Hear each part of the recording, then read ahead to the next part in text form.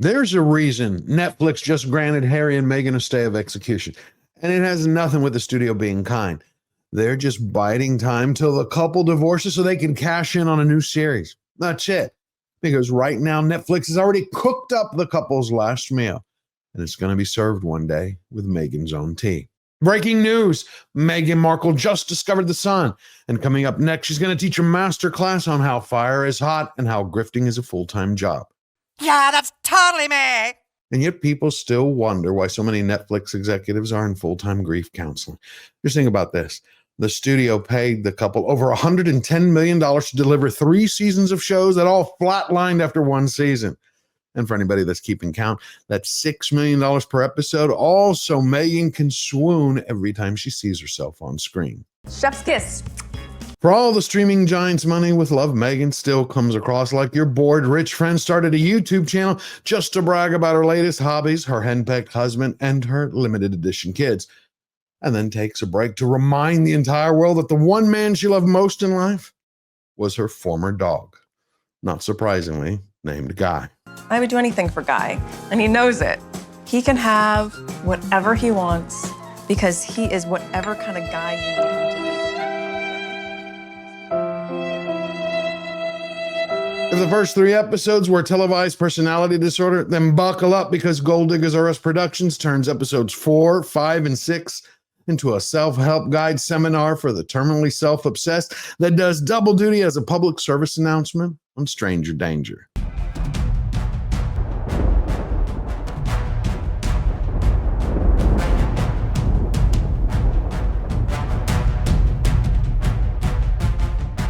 As for With Love, Meghan, it turns out to be one of the worst decisions that Harry and Meghan ever made.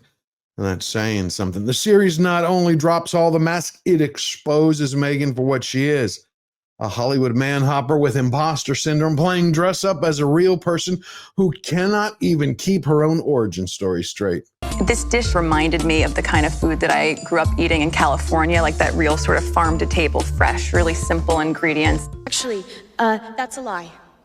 Even the show's premise, the joy of hosting, completely collapses in episode 4 when the main theme is supposed to be about loyalty and friendship. See the problem here? Meghan talking about loyalty is like O.J. Simpson coaching a marriage retreat. We're talking about someone who ditched her ex-husband when he was no longer useful, betrayed her family because they knew all her secrets, used up friends like disposable napkins, bullied staff until they quit, and then turned her back on the one country that gave her a new life and a title. All so she can preach to people about love, joy, and kindness.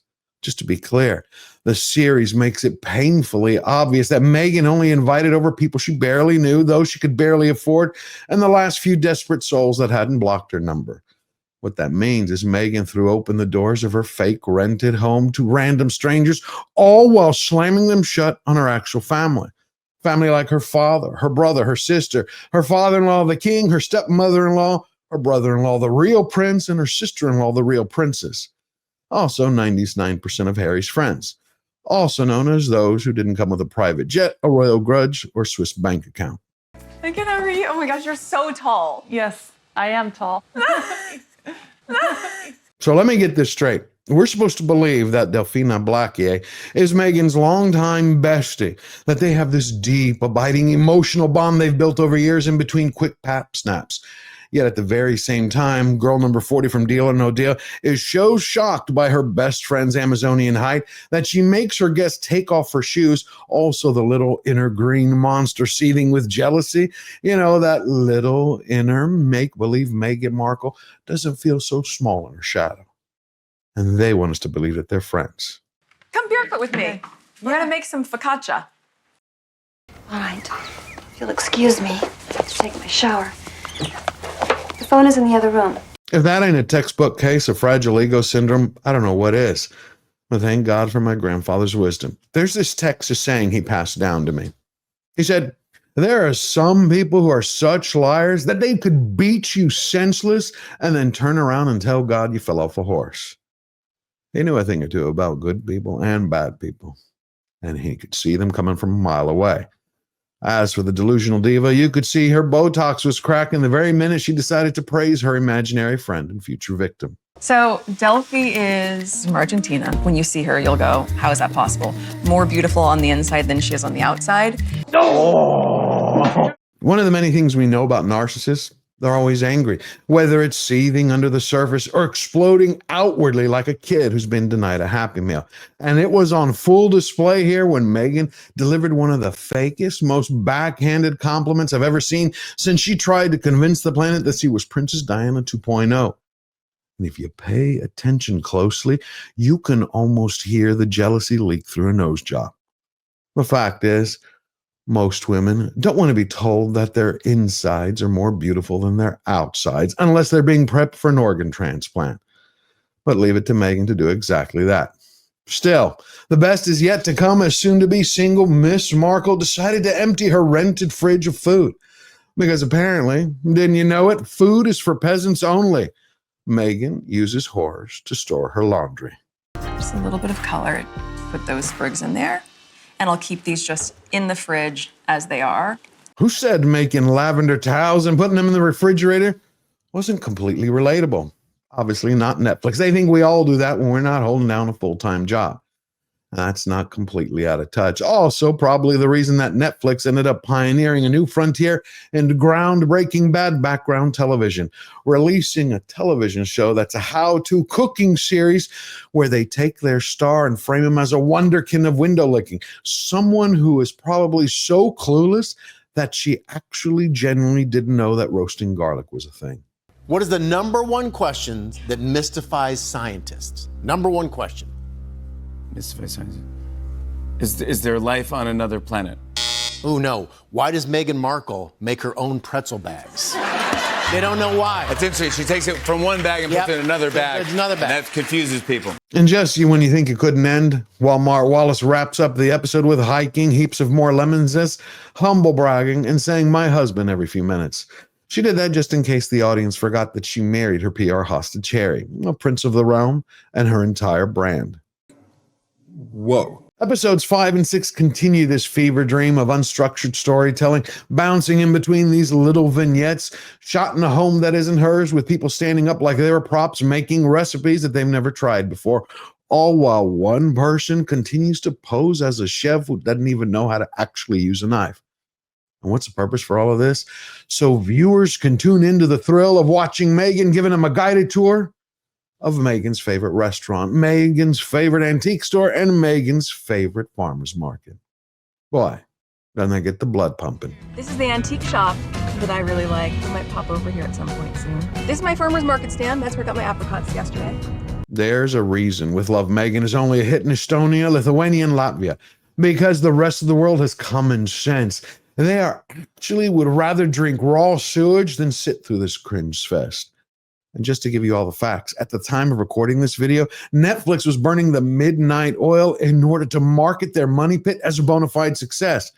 But no amount of manipulating the numbers can change the facts that Meghan's one-day mercy rule in the top 10 is over. And one of the big red flags for me was when the studio thought that they could actually try to convince people that the series was still in the top 10 in the UK. You know, the United Kingdom, where Meghan Markle is competing head-to-head with the BBC license fee for which one is most hated. And one of them just happens to be a tax on breathing. And all of that came before her own father decided to target her primetime fakery. Unfortunately, Meghan has never been authentic. Everything she says is pre-planned and rehearsed. It makes me laugh because I know all her looks and expressions. I know when she's faking it for the cameras.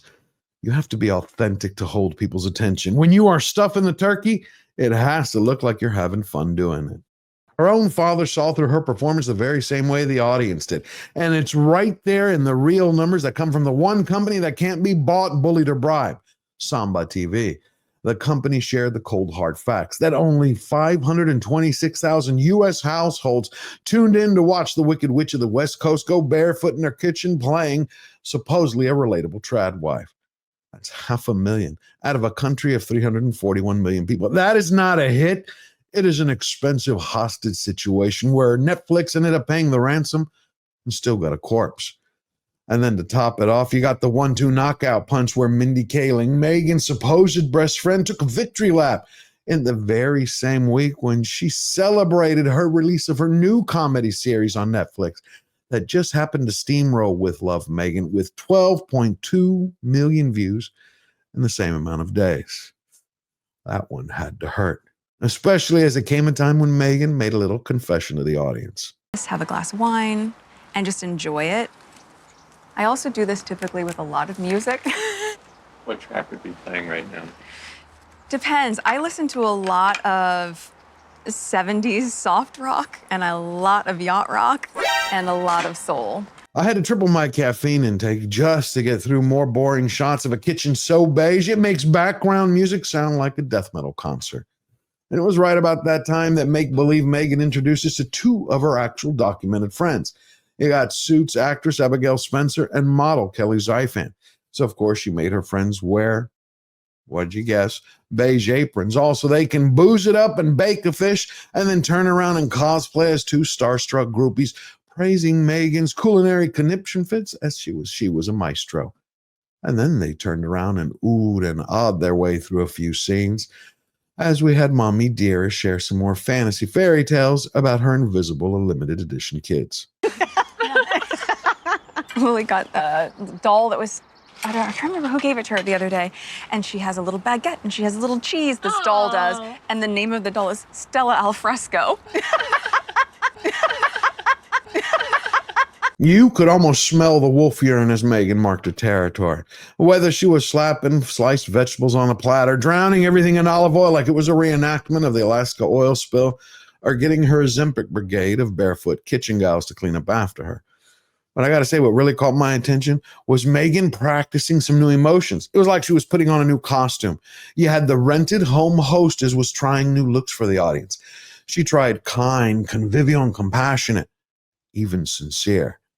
That's when her caricature of a human being fell apart, the very moment she coughed up one of her throw pillow sayings. When things are presented in a nice way, I often find people smile and they feel happy. They say if you can fake sincerity, you can fake absolutely anything. And the person who came up with that one never met Meghan Markle.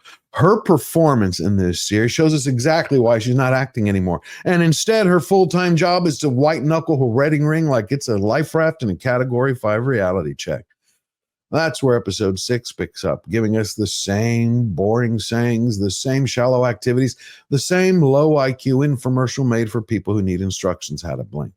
And of course, the same silly Meghanisms delivered by Trader Joe's trophy wife, all while she smears avocado on a toast, slaps an egg on it, and acts like she just split the atom. Only if you let it So I'm flow. gonna make myself a little avocado toast.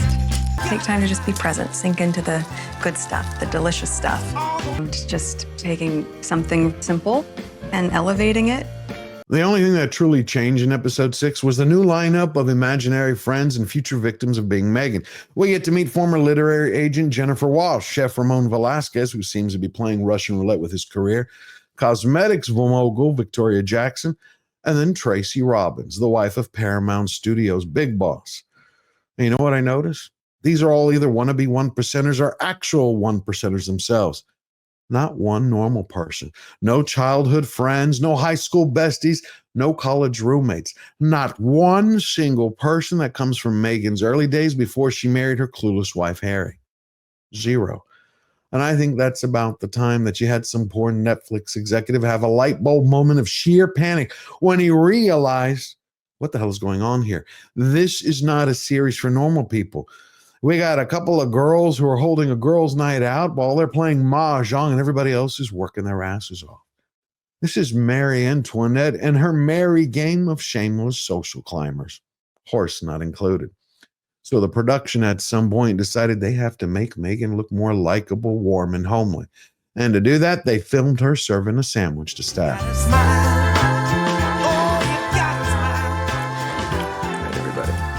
There are many stories about Marie Antoinette that are true and some are false. One of them happens to be that she used to dress up as a peasant just to get her kick. She would go down and hang out with the hungry masses. So, of course, Meghan of Montecito never wanted to be outdone by a historical figure. She served up a slice of cake in episode 1, only to turn around 3 hours later and reintroduce herself to the cameraman. See, apparently she has so many friends that none of them gave her a nickname all her life. So she had to create her own pet name, and she shared it with everyone. I've never seen you. Write my name? Right? Oh, that I call myself Meg? Yeah. Oh, hi. Shut up, British Meg. If Operation Make Meghan Markle Seem Nice was part of Netflix's long-term strategy, then they have failed on every front. Not only for the fact of their horrible editing, but of their timing. See, the studio should have insisted to the production, drawn a line in the sand and said, look, if you're going to have over a theater troupe of your make-believe friends, then they have to hang out with you longer than the last 3 minutes and 30 seconds of episode 6. Otherwise, the audience is going to walk away thinking that all of Meghan's pals don't want to be seen on screen with her longer than it takes a viewer to take a bathroom break. 1 bam. 5 bam. 4 cracks. There are different categories. Dots. What else do we see there? Cracks. And bams. Bamboo. Is it hyperbole if I said this is so boring, my head might explode? What we learned so far in this series is that Meghan likes to drink a lot, shop a lot, and spend a ton of other people's money. Plus the fact that she knows not a single damn thing about cooking. Not one. And you know how I can tell? Because I'm a great cook, but I'm not a chef. 0. I'm Greek, so I'm almost close enough. But seriously, I know enough not to ask one silly question, which is what precisely she does, and it gives her whole grift away. Do you have any feeling in your fingertips anymore after all these years in the kitchen? What the hell does that even mean? Now, the elephant in the room that no one's really talking about is how so many journalists, writers, and magazines, the ones who used to support Meghan and give her these glowing headlines, all of a sudden turned against her. We're talking about people from New York to LA who don't care about character, morals, or culture. Nada. Why did they suddenly become her enemy? It was Meghan Markle's biggest scandal. It wasn't the fact that she was a grifter to them. It wasn't the fact that she couldn't walk by a mirror without falling into a coma because she stared at it so long.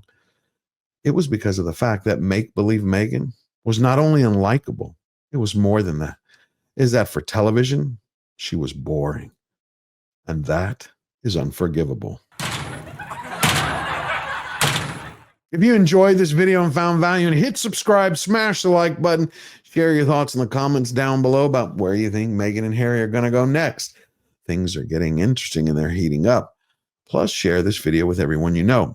And I hope to see you next when I'm streaming every Wednesday and Sunday on Slayer Unchained and Slayer Nation Live with a special panel of guests. Usually it's around 2 to 2:30 Central, 8:30 p.m. UK time. Hope to see you there. Now, if you want to win every battle and stay true to yourself, you have to remember we are fighters with one unbreakable rule. We never bow down. We never bend the knee. Always forward.